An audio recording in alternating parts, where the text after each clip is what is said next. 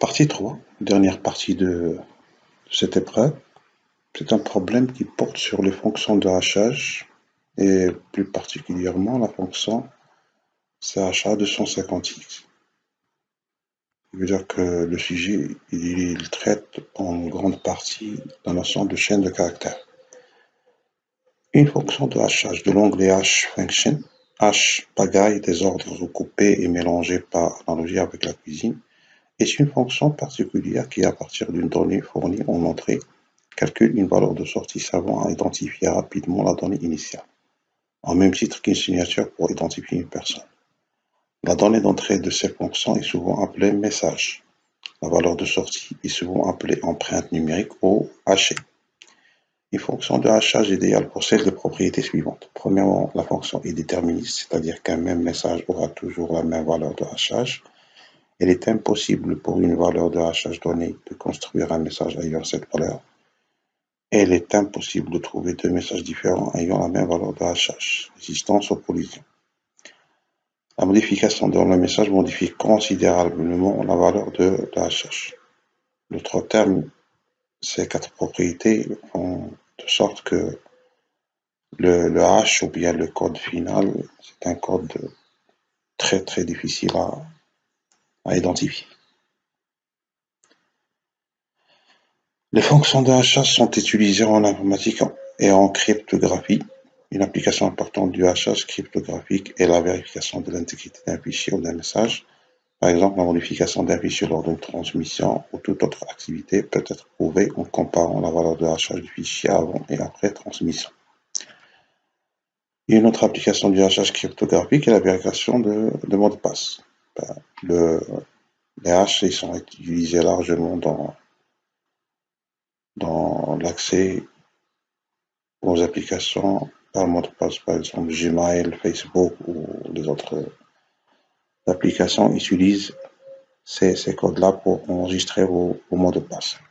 Le stockage de tous les mots de passe utilisateurs en clair peut entraîner une violation de sécurité massive si le fichier de mots de passe est compromis. Une façon de réduire ce danger est de stocker seulement la valeur de hachage de chaque mot de passe. Pour authentifier un usager, le mot de passe fourni par l'utilisateur est haché et comparé avec la valeur de hachage stockée. Avec cette approche, les mots de passe perdus ne peuvent pas être récupérés s'ils sont oubliés et doivent être remplacés par de nouveaux mots de passe. Les fonctions de hachage, il y en a plusieurs. MD4, MD5, CHA1, CHA 2224, 256 qui fait l'objet de cette épreuve. MD5, c'est, si vous voulez, travailler la partie problème Python de la filière PSI.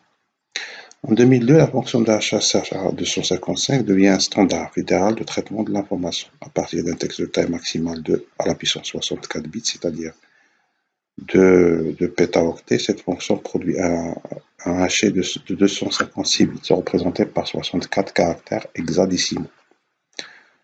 Vous avez des exemples. Le haché du message concours CNC 2023, c'est cette chaîne-là.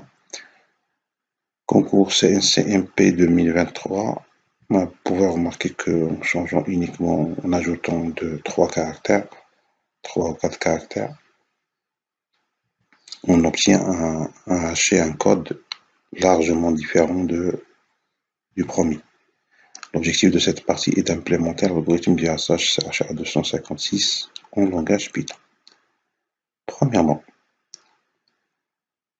manipulation des bits. On demande d'écrire la fonction nom de x qui reçoit en paramètre une chaîne de caractères x de taille 32 contenant une représentation binaire. La fonction autour de la chaîne de caractères z de taille 32 également.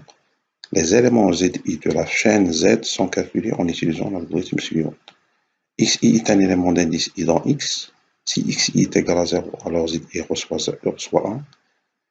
Si xi est égal à 1, zi reçoit 0. Et vous avez un exemple. Voilà, donc ce qu'on va faire,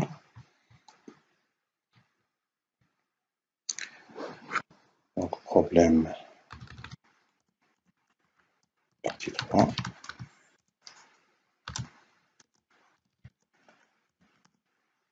Question 1.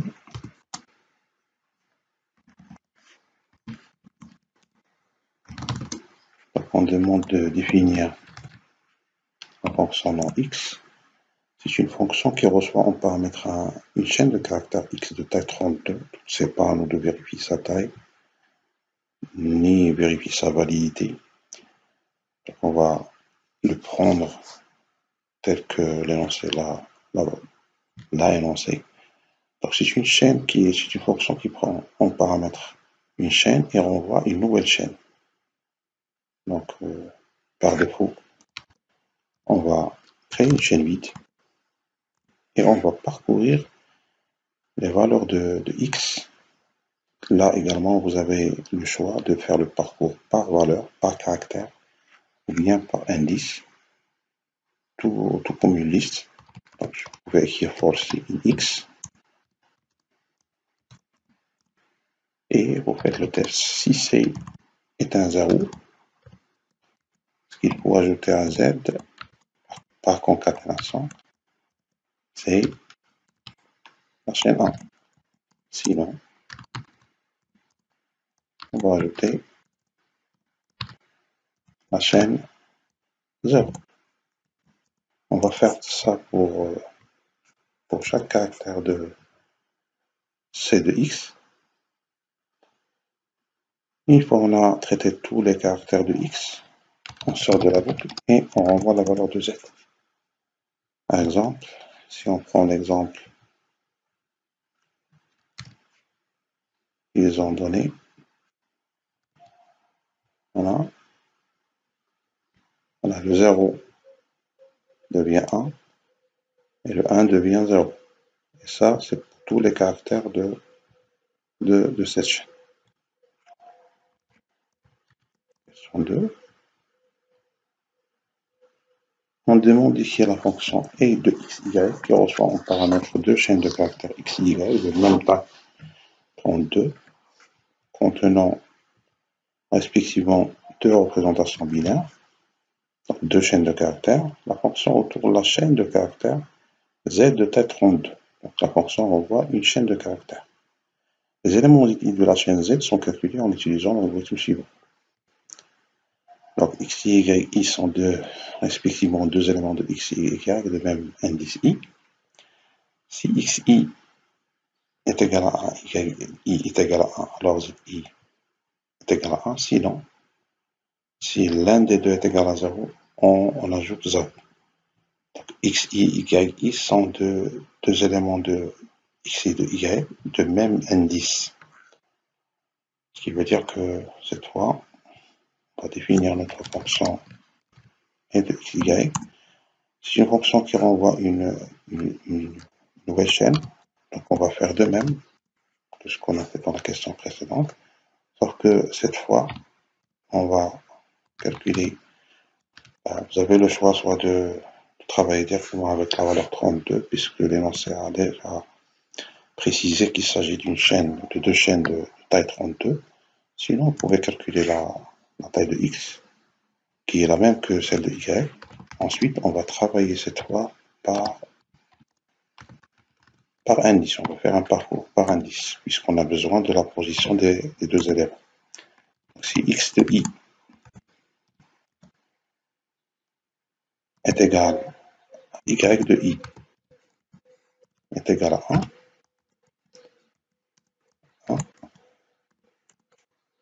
on va ajouter à la chaîne z la valeur 1. Sinon, ça veut dire que l'un des deux caractères est égal à 0. On va ajouter à la chaîne z la valeur 0. On sort de la boucle après avoir traité tous les caractères de x et de y et on renvoie la chaîne z.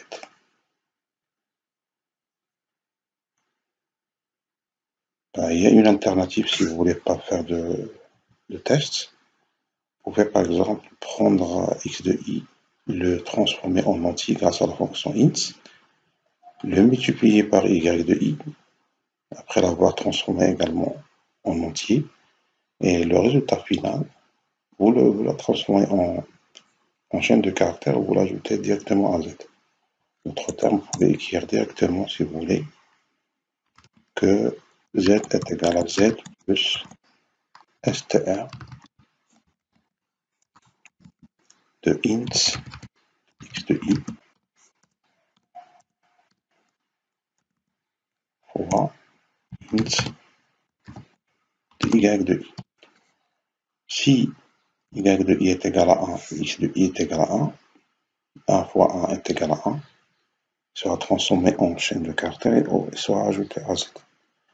Sinon, si l'un des deux est égal à 0, le produit, ça va donner 0. Et on va ajouter 0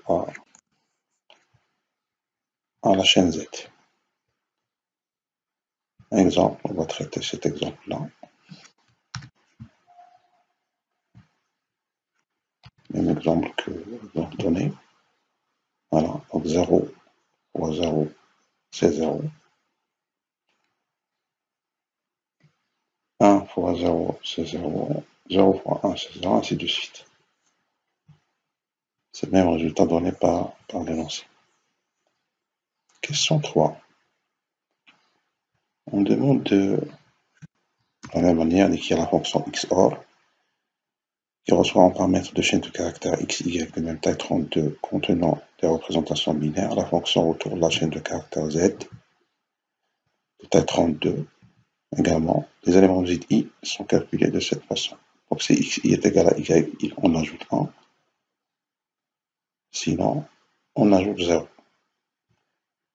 C'est le même fonctionnement presque de la fonction précédente. Sauf que cette fois, on va tester si les deux sont égaux, soit à 0, soit à 1. Donc, on va créer une chaîne vide également pour i, range de m, x de i égale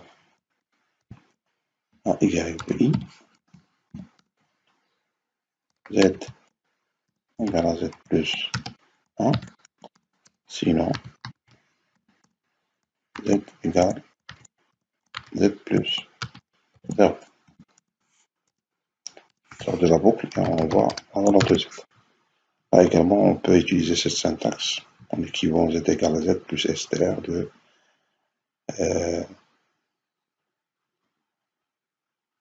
int de xi fois int de yi plus int 1 moins int de xi fois 1 moins int de yi. Sinon, on peut utiliser la solution donnée. On va faire cet exemple pour faire le test. On exécute. Voilà, 1, 0, 0, 0. 1, 1, 1. 0, 1 jusqu'à 1, 1, 0. 0. C'est le même résultat donné par l'énoncé. Question 4. Décale droite. Ça, c'était la question 3. Question 4.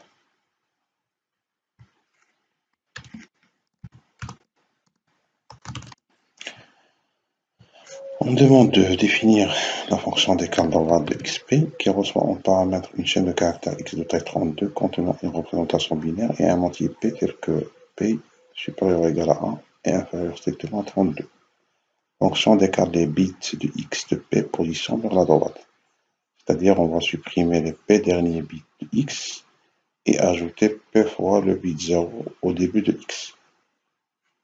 Et vous avez également un exemple. Ce qu'on va faire,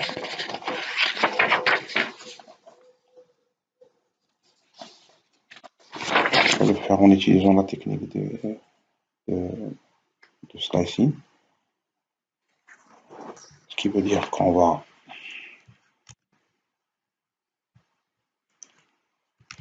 définir notre fonction, on va calculer la taille de de x. Ensuite, on va directement envoyer, en utilisant l'algorithme qu'ils ont donné, c'est-à-dire qu'on va supprimer les P derniers bits de x. Et ça, on peut le faire grâce au slicing. On rappelle que les chaînes de caractères sont des objets non mutables, c'est-à-dire qu'on ne peut pas les modifier. Sauf si on va créer une nouvelle chaîne qui reçoit une partie de la chaîne de départ x. Donc, dans ce cas, on va directement envoyer le résultat. Donc, on va renvoyer 0 dupliqué p fois concaténé avec la chaîne x. On va utiliser la technique du slicing. Donc, on va prendre la chaîne x depuis le début, depuis l'indice 0. C'est pas obligatoire de l'écrire. Jusqu'à, pour supprimer les p derniers caractères, on va arrêter à n-p, à l'indice n-p non inclus, donc on va arrêter à n-p-1. Voilà, donc on va faire le test pour l'exemple donné. Si par exemple on va supprimer 8 caractères depuis le début, depuis la fin, on va supprimer ces valeurs et on va ajouter des 8 fois 0 au début. On a remarqué qu'on s'est arrêté à cette partie qui est la même que celle-là. Et on a ajouté les 8 zéros au début. Ça, c'est la question 4. Question 5. Pas toujours avec le même principe. On demande d'écrire la fonction rotation droite de xp qui reçoit en paramètre une chaîne de caractères x de taille 32 contenant une représentation binaire et un entier p tel que p supérieur ou égal à 1 et inférieur à 32. La fonction effectue une rotation des bits de x de p position vers la droite, c'est-à-dire déplacer les derniers p bits de x au début de x. Donc on va prendre les p derniers bits et on va les renvoyer au début de x. Ce qui veut dire que là également, on va utiliser la technique du slicing, donc de l'indice n-p jusqu'à la fin.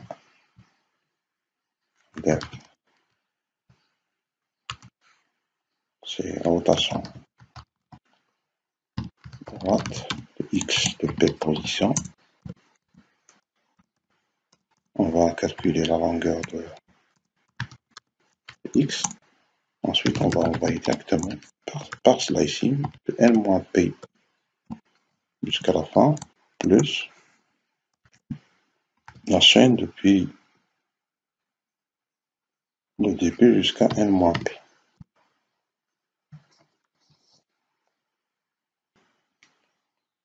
On va prendre un exemple, donc rotation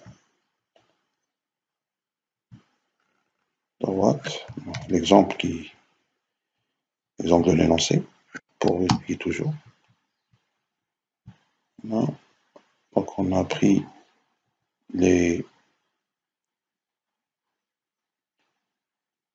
ces caractères, ce sont les mêmes que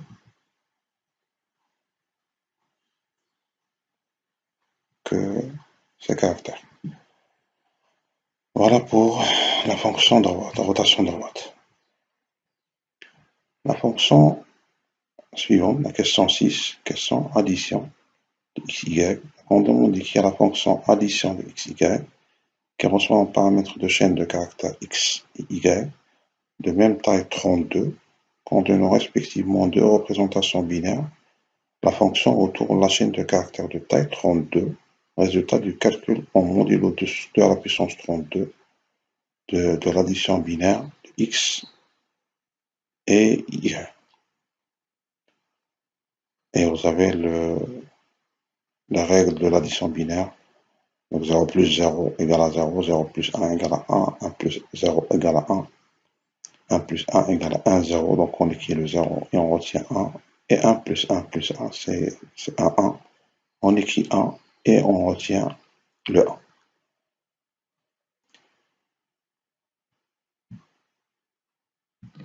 Question 6, addition, y.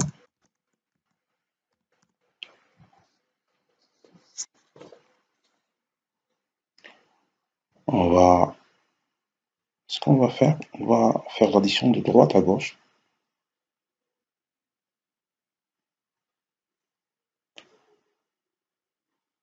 De droite à gauche, donc depuis le dernier caractère jusqu'au premier, donc on va calculer la longueur de x, ou bien on peut affecter directement à x la valeur 32, puisque c'est donné par l'énoncé, comme on l'a dit.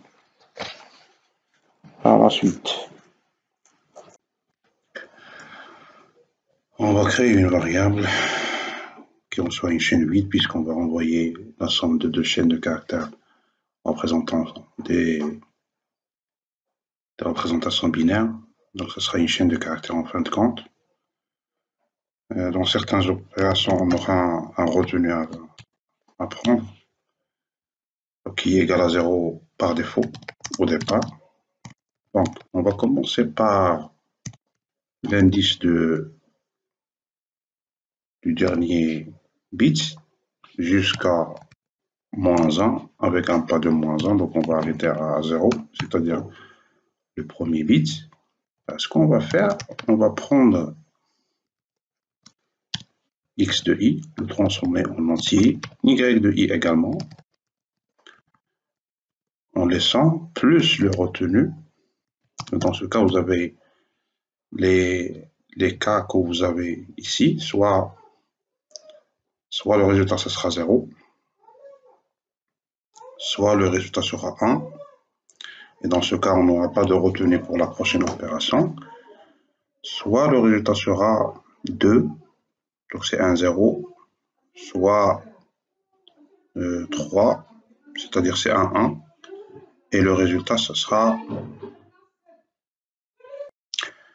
Donc on aura un test à faire. Si C est supérieur à 1, ça veut dire que le résultat était soit 2, soit 3. Donc dans ce cas, on aura un retenu qui est égal à 1. Sinon, le retenu sera égal à 0. Ensuite, dans R, le résultat, ce sera STR de C modulo 2. Comme ça, si le résultat est 2, on va ajouter 0. 1 plus 1, c'est 0. Si le résultat est 3, ce sera 3 modulo 2, c'est 1. Plus ce qu'il y a déjà dans R. Et c'est STR de C modulo 2 plus R et non pas R plus STR de C modulo 2. Comme ça, le dernier calcul sera le bit de poids le plus fort. On sort de la boucle et on renvoie la chaîne résultante. Donc si on teste pour l'exemple donné par l'énoncé,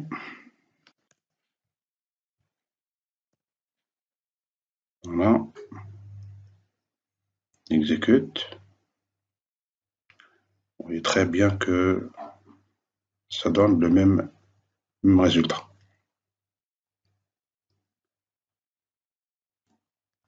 Question 7.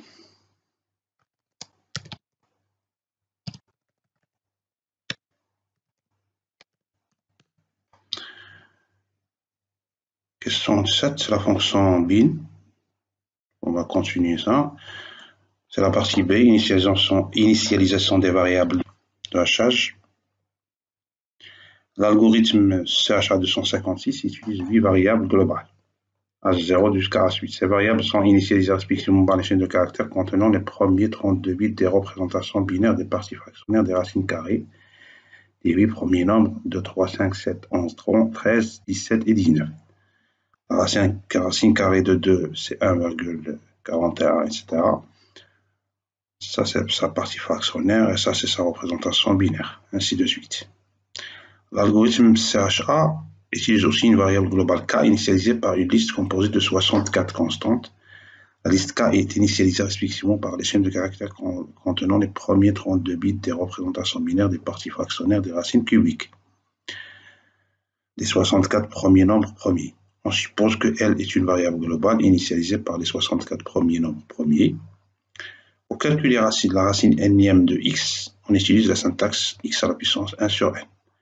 On demande d'écrire la fonction bin de fraction de xn qui reçoit en paramètre un nombre premier x et un entier n supérieur strictement à 1. La fonction retourne la chaîne de caractères contenant les premiers 32 bits de la représentation binaire de la partie fractionnaire de racine x de n.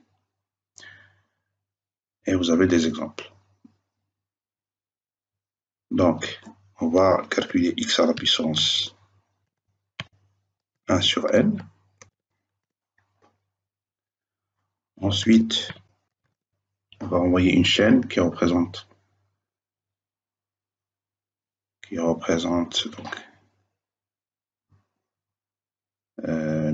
les premiers 32 bits de la représentation binaire de la partie fractionnaire de R. Ce qui veut dire donc pour i in range de 32, R égale à R, donc on va prendre la partie fractionnaire, R moins la partie entière de R,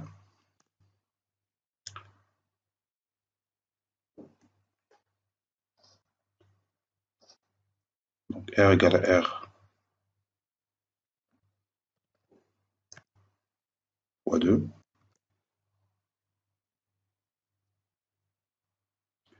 Voilà, pour transformer un nombre en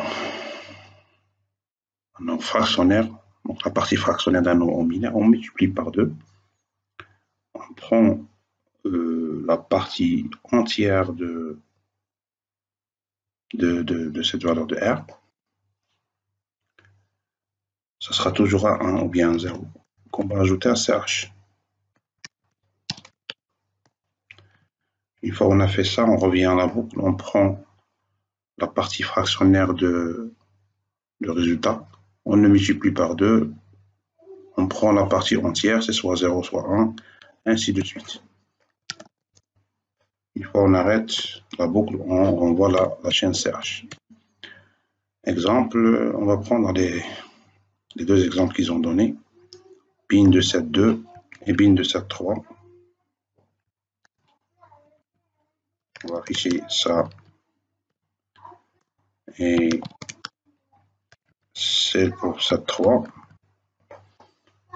c'est-à-dire la racine cubique de 7 et la racine carrée de 7. Si binfrac et non pas binfrac. Voilà. Donc ça donne 1, 0, 1, 0, 0 jusqu'à 1, 0, 1, 0 pour la première. 1, 0, 1, 0, 0 jusqu'à 1, 0, 0 pour la première. 1, 1, 1, 0, 1 jusqu'à 1, 0, 0, 1, 0, 1 pour la deuxième. Voilà. Ça, en ce qui concerne cette question. Question 8. On demande d'écrire la fonction list init de Tn qui reçoit en paramètre un entier strictement positif t inférieur ou égal à 64 et un entier n supérieur strictement à 1. La fonction retourne une liste composée des chaînes de caractères contenant les premiers 32 bits des représentations binaires des parties fractionnaires des racines n-ièmes des t premiers nombres premiers. Donc on va utiliser la fonction de la question précédente. Donc ce qu'on va écrire, def list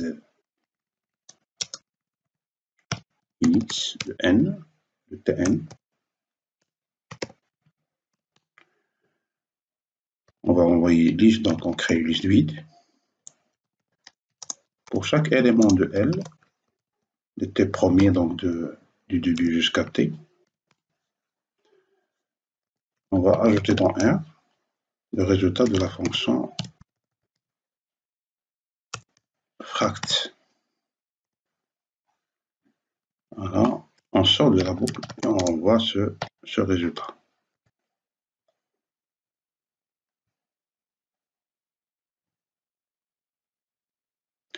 Ça, c'est liste 4.2, liste init de 4.2.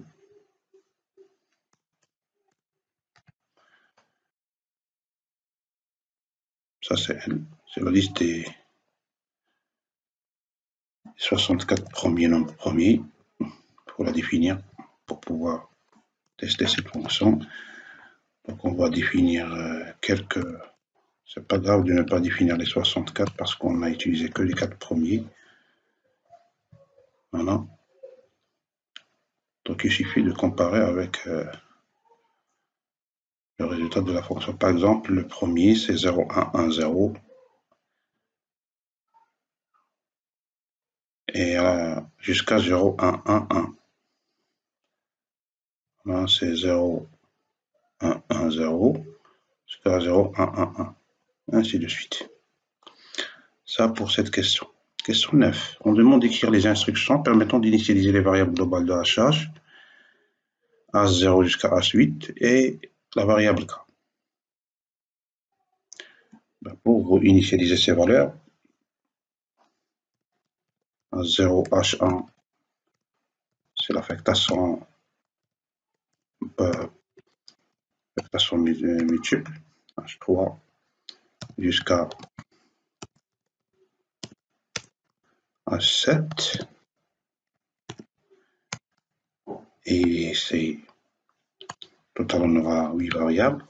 Donc on va faire appel à la liste init et on voit une liste. Et K, c'est liste init de 64. Si on revient à la définition de K, voilà. C'est une variable globale initialisée par une liste composée de 64 constantes. La liste K est initialisée respectivement par les chaînes de caractères contenant les premiers 32 bits, des représentations binaires, des parties fractionnaires, des racines cubiques des 64 premiers nombres premiers. Et pour les H0 jusqu'à H8, ce sont des variables initialisées respectivement par les chaînes de caractères contenant les 32 bits des représentations des parties fractionnaires des racines carrées. Ça justifie l'utilisation de liste init avec la valeur 8,2. Ce sont les 8 premiers nombres premiers et ce sont des racines carrées. Et ici, c'est 64 premiers nombres premiers et c'est des racines cubiques. Voilà.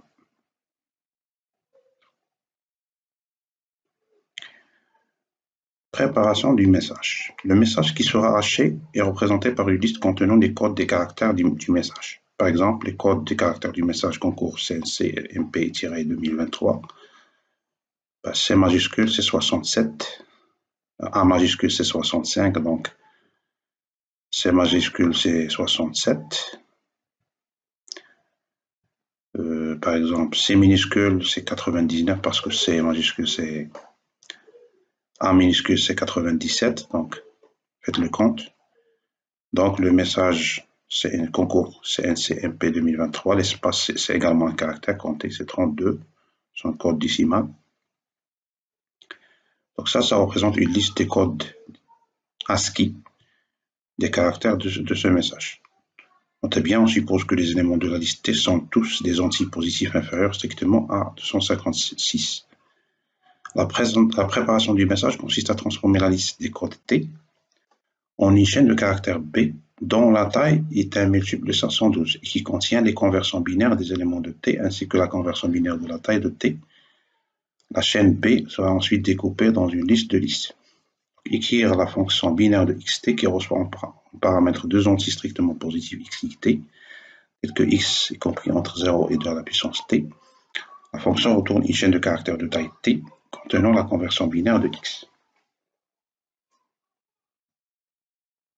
Donc, vous avez un exemple.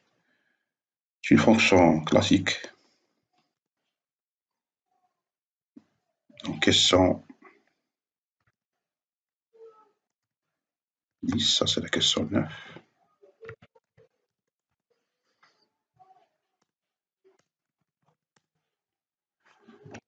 On va définir la fonction binaire xt. On va envoyer une chaîne de caractères. Donc, tant que le nombre à convertir est différent de 0, ce qu'on fait dans CH, on va concaténer le reste de la division par 2, plus ce qu'il y a déjà dans CH, et x sera x sur 2 pour la prochaine opération. On va faire ça tant que x est différent de 0. Une fois x devient égal à 0, le travail s'arrête. C'est très bien que pour convertir un nombre en binaire, on le divise plusieurs fois par 2 jusqu'à l'obtention d'un quotient égal à 0. Une fois on a fait ça, on va ajouter autant de 0 à gauche qu'il y ait de 0 qui manquent. Donc, le nombre de 0 qui manque, c'est t moins n de CH. C'est le nombre t moins la taille de CH. Bien sûr, la taille de CH est inférieure ou égale à t. Une fois on a fait ça, on renvoie CH. On va tester pour l'exemple donné. Donc, binaire de 67 sur 8 bits, ça donne 0, 1, 4, 0, double 1.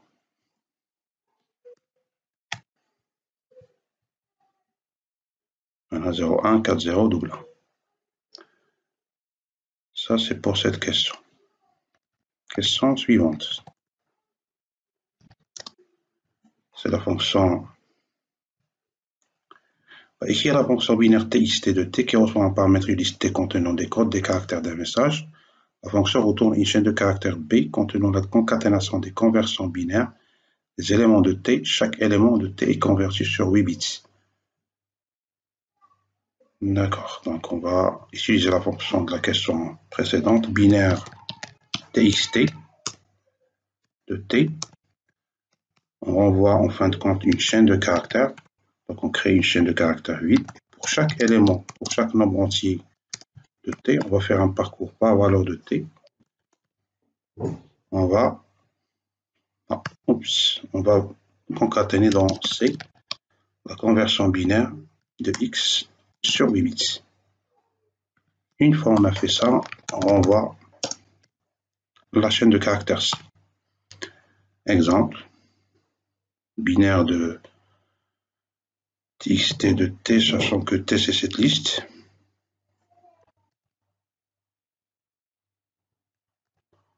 Voilà. Ça va donner donc 0, 1, 0, 0, 0, 1, 1, 0, 1. Ça c'est la valeur 67. C'est 1 plus 2 plus... donc c'est celle-là. C'est 1 plus 2, 3, plus 64, ça fait 67. Jusqu'à la dernière, 3, celle-là. Celle-là, c'est 1 plus 2, 3. Plus 16 plus 32, c'est-à-dire 48 plus 3, c'est 51. C'est bien ça. Question 12. On demande d'écrire la fonction remplissage de B qui reçoit en paramètre la chaîne de caractères B qui contient la conversion binaire du message. La fonction effectue les opérations suivantes. Donc, on a donné une sorte d'algorithme pour pouvoir réaliser la fonction. Donc, on va tout simplement respecter l'algorithme. Question 12. La question, la fonction remplissage de B.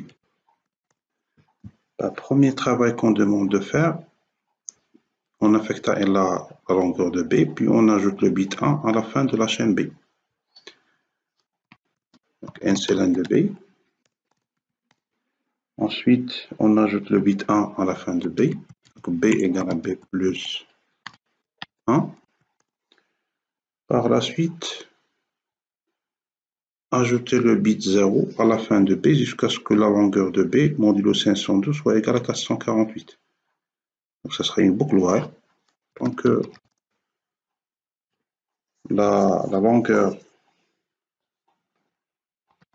de b modulo 512 est différent de 448. On va ajouter à la fin de b la valeur 0. Par la suite, convertir le nombre n en binaire sur 64 bits dans une chaîne de caractères et ajouter cette chaîne à la fin de la chaîne b. Ce qui veut dire que b égale à b plus binaire de n 64. C'est bien ça, convertir le nombre n c'est la longueur de b, en binaire sur 64. Ça renvoie une chaîne grâce à la fonction binaire et le mettre à la fin de la chaîne b. C'est bien ça. Retourner la nouvelle chaîne b. Chaîne b. C'est le travail demandé par la fonction. Dans ce genre de questions, lorsqu'on donne un algorithme à suivre, il est très simple de traduire une par une les instructions de la fonction. Et dans la plupart des cas, vous aurez une bonne réponse. Voilà. Pour cette question. Question 13. On demande d'écrire la fonction découpe de b qui reçoit un paramètre la chaîne de caractères b dont la taille est 1 multiple de 512. La fonction effectue le découpage suivant de la chaîne b. Donc là également, on a donné une liste d'opérations à faire. On va respecter de la même manière ce qu'ils ont demandé à faire. Donc, question 13, c'est la fonction découpe de b. Premièrement, la chaîne b est découpée en p sous-chaînes de taille 512, chacune avec p égale à taille de b sur 512. D'accord, donc la fonction découpée qui reçoit en paramètre la chaîne de caractères b dont la taille est multiple de 512, la fonction effectue le découpage suivant de la chaîne de b. Donc, on va retourner à la fin une liste de listes, qui veut dire qu'on va commencer par créer cette liste 8. Par la suite,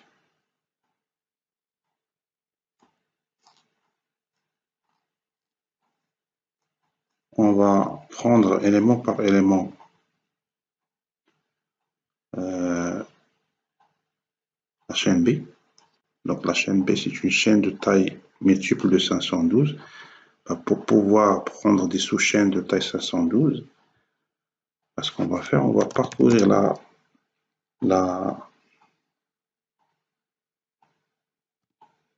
chaîne B.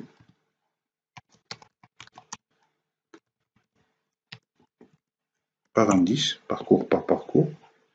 Ensuite, on va ajouter dans une variable qu'on va créer une chaîne vide. Dans C, on va ajouter le caractère B de I. Si I plus 1 modulo 512, bien sûr, il commence par 0, c'est pour cela qu'on a utilisé I plus 1. Si I plus 1 est un multiple de 512, dans ce cas, ce qu'on va faire, on va créer une chaîne vide et une autre liste W, ce qui est donné par l'algorithme. Chaque sous-chaîne de taille 512 est découpée en 16 sous-chaînes de taille 32 chacune. Ces 16 sous-chaînes sont rangées dans une sous-liste W. C'est la liste qu'on vient de créer. Quand W est une liste qui contiendra les P sous-listes W de taille 32 chacune. On a créé une chaîne W vide. Par la suite, for J in range de 512, puisque la taille de chaque partie de grand W est de 512. Donc x égale à x plus c de J. Et ça, il n'est fait que s'il est ici, i plus 1 est un multiple de 512. Si, de la même manière, j plus 1 est un multiple de 32,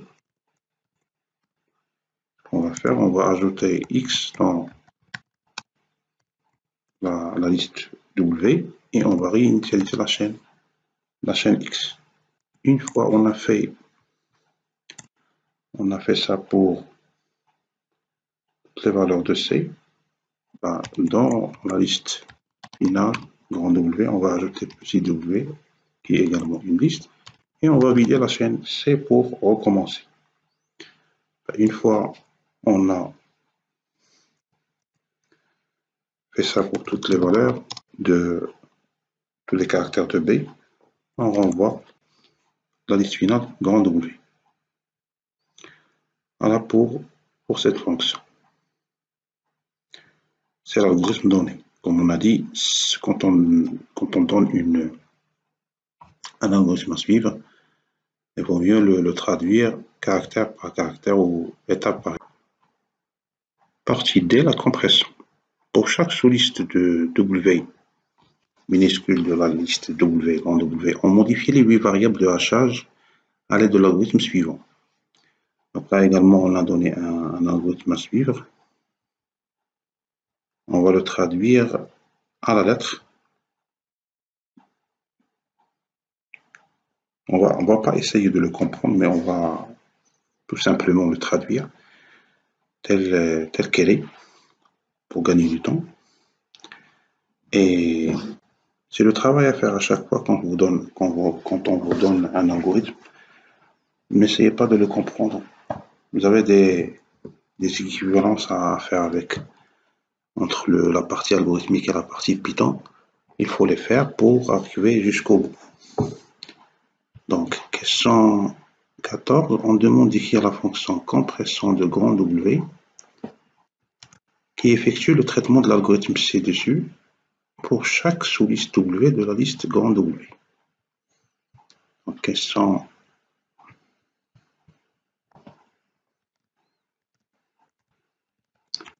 14, on va définir notre fonction compression. Première chose à faire, donc on va modifier les variables globales qu'on a déjà définies précédemment dans la question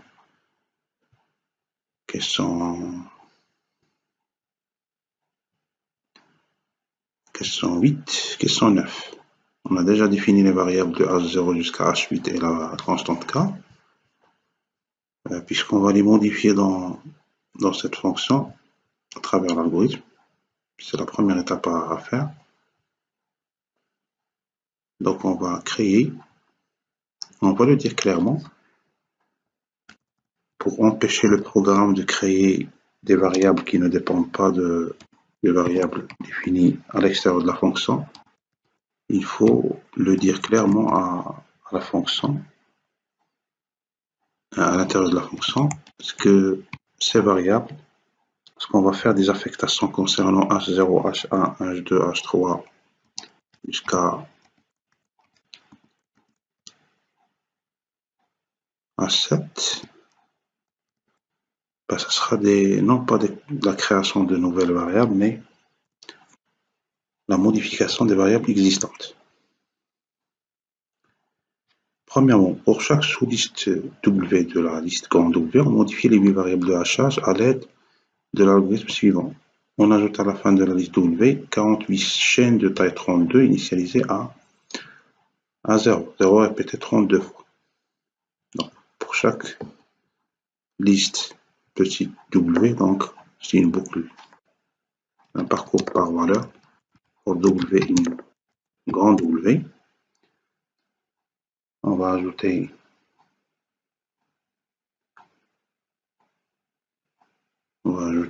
donc, for I in a range de 48. Voilà. Ajouter à la fin de la liste W 48 chaînes de taille 32. On va le faire 48 fois. Donc W.append, on va ajouter 0, dupliquer 32 fois. Ça c'est fait. Et pour I allant de 16 à 63, on va faire ces opérations.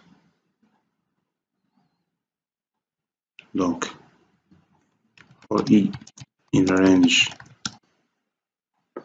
de 16 à 64, on va arrêter à 63. On va définir R1. C'est la rotation droite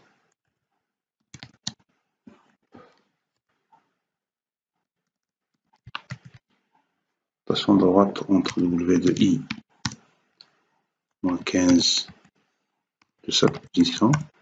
R2, rotation droite de W de I moins 15 de 16 caractères de 16 positions. D1, c'est un décalage droite. Décale droite de W de I moins 15 de 3 positions. S0, c'est le XOR entre R1, R2 et D1.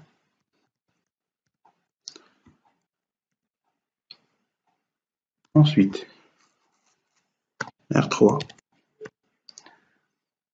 c'est la rotation droite W de I-2 et de I-2 et 17. R4, la rotation droite de W2 I-2 première position. Et D2, c'est le décalage droite. Décalage droite, je ne me rappelle pas de ce que décalage droite avec le décalage avec E ou non. Décale, c'est le décalage qu'on a fait. Le décalage sans E. Il faut faire attention à l'écriture des fonctions, en utilisation des fonctions qu'on a déjà définies. Le décalage droite de W de I-2 et 10. Je rappelle que ce qu'on fait, c'est traduire à la lettre l'algorithme donné par l'énoncé. On est là. Donc décalage droite de W de I-2 par la valeur 10. Puis on va faire un XOR entre cette valeur, c'est-à-dire D2, et cette valeur, R2, et un XOR entre R1 et le résultat. Puis on va sommer ces quatre valeurs. Donc on va faire le XOR, on va appeler ça S1, c'est XOR entre R3, R4 et T2. Ça c'est S1, à W de I, c'est égal à la somme, addition de W de I moins 16 S0 et addition de W de I moins 7 et SA.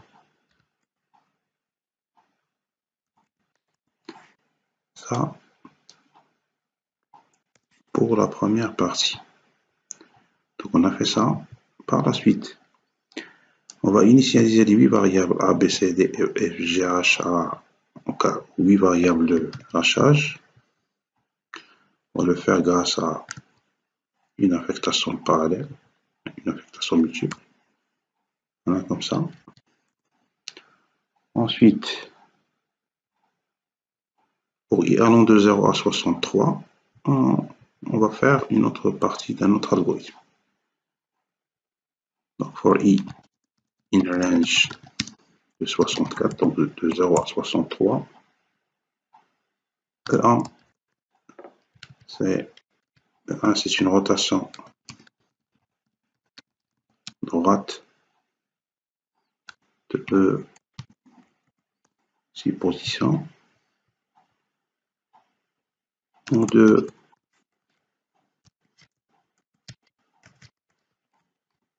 une rotation de E de 11 positions, E3, une rotation de 25 positions. S0, c'est un décalage, décale droite,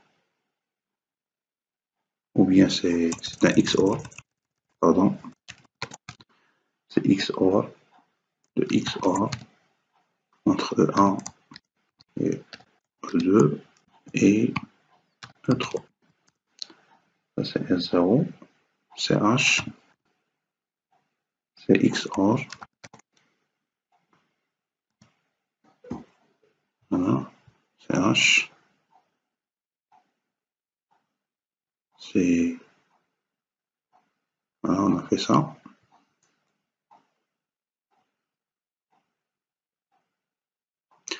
On est là, donc c'est le XOR entre le logique entre E et F d'un côté et E et G, non E et G de l'autre côté.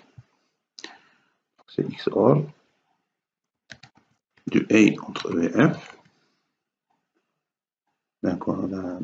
d'une part, et A entre non E et G. Ça, c'est CH, TMP1, variable temporaire 1, c'est l'addition de H et S0 et CH et K de I.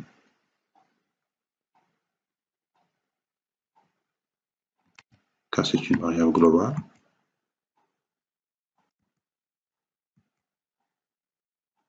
Et WD. C'est l'addition de l'addition. Oubliez une parenthèse ici.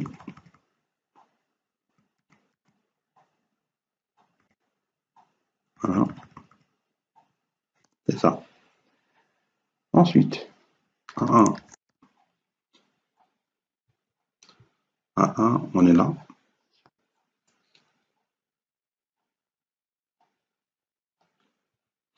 On va essayer de calculer S1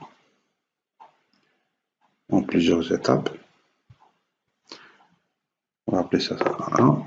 C'est la rotation droite.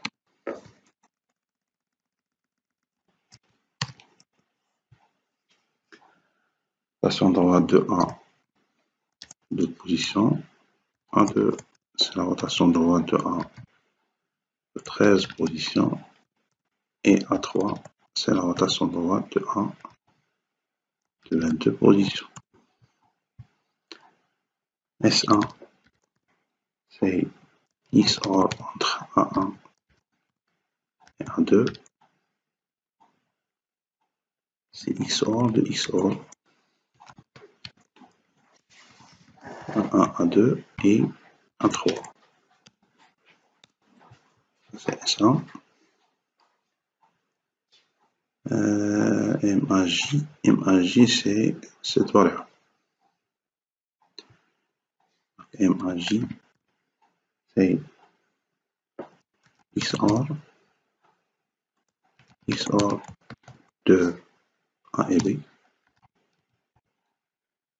et A et C et B et C. Voilà, ça c'est MAJ. Variable temporaire 2, c'est l'addition de SA et MAJ.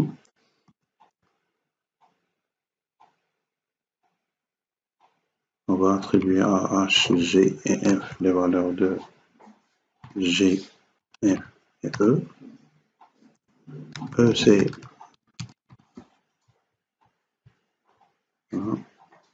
H reçoit G, G reçoit F, F reçoit E. E, c'est l'addition de D et de TMP1.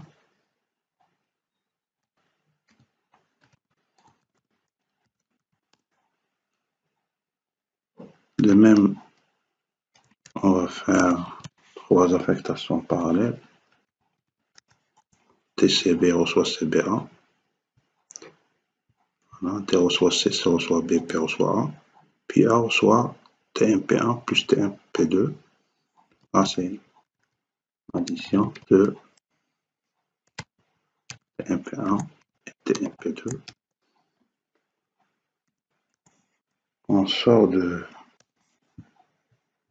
la boucle de la dernière boucle qu'on a ouverte. Voilà. Additionner A, B, C, D, E, F, G, H, respectivement à A0 jusqu'à A7. Ce qu'on va faire, A0, c'est addition A0, A.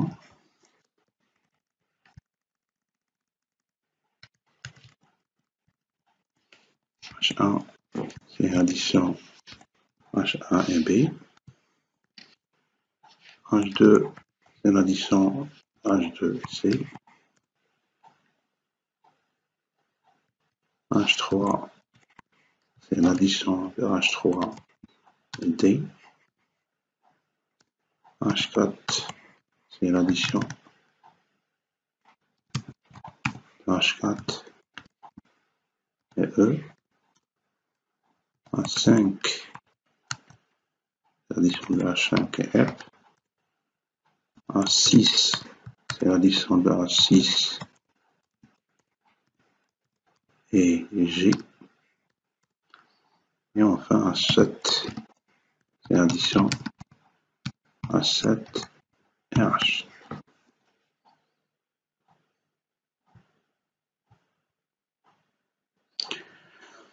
Bien sûr, on va vérifier à la fin de la dernière question.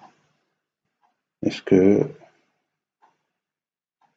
on aura le résultat souhaité? Calcul du hachis final. Le hachis final est obtenu par la concaténation des 8 variables globales de hachage. Ainsi, on obtient une chaîne grand H de longueur 256 bits. Le hachis final est la conversion de H en hexadécimal. Chaque groupement de 4 bits dont H est remplacé par sa valeur en hexadécimal. Et vous avez un exemple. La chaîne de caractère grand H est la concaténation des 8 variables globales de hachage. Et on revient bien sûr à la conversion en hexadécimal. On va définir nos 3 fonctions. La dernière question.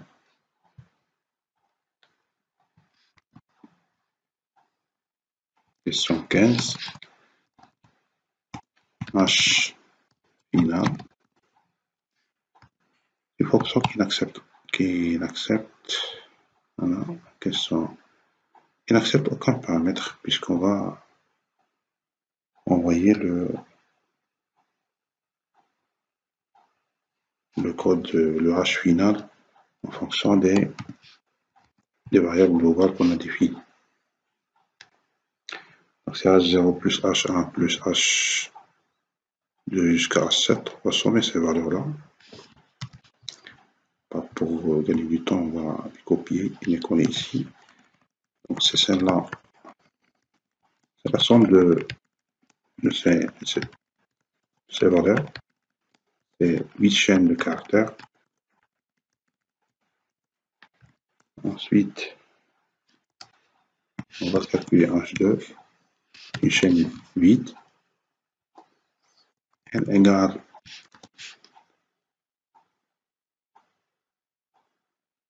on va prendre une liste qui contient les valeurs possibles en hexadécimal for in range de 10 plus une liste, c'est très bien qu'à partir de 10, on a ça avec les lettres A, B, C, D jusqu'à F, jusqu'à 15. De 0 jusqu'à 9, c'est l'entier lui-même. Sinon, c'est des lettres de A jusqu'à F. For I in range de 0 jusqu'à la longueur de H1 avec un pas de 4 pour prendre les valeurs 4 par 4. Bin égale H1, on va faire un slicing. Un slicing depuis I jusqu'à I plus 4. Ensuite, on va convertir cette valeur en décimale. C'est int de bin de 0 fois 2 à la puissance 3 fois 8 plus int de bin de 1 fois 4 plus bin de 2 fois 2 plus bin de 3 fois 1. C'est en quelque sorte, on prend les 4 bits, la chaîne qui est formée de 4 bits, on la transforme en décimale. Le bit de poids le plus fort, c'est le bit le plus à gauche, il est multiplié par 2 à la puissance 3, jusqu'au bit de poids le plus faible, qui est multiplié par 2 à la puissance 0, c'est-à-dire par 1. On obtient, avec 4 bits, on aura des valeurs de 0 jusqu'à 15, c'est-à-dire les valeurs en hexadécimal. On va aller dans H2, faire la concaténation. Comme ça, on va éviter un test. C'est pour ça qu'on a créé cette liste L. On va directement prendre l'élément d'indice DEC de L. Une fois on a fait ça pour toutes les valeurs, tous les paquets de 4 bits de H1, on renvoie ce H2.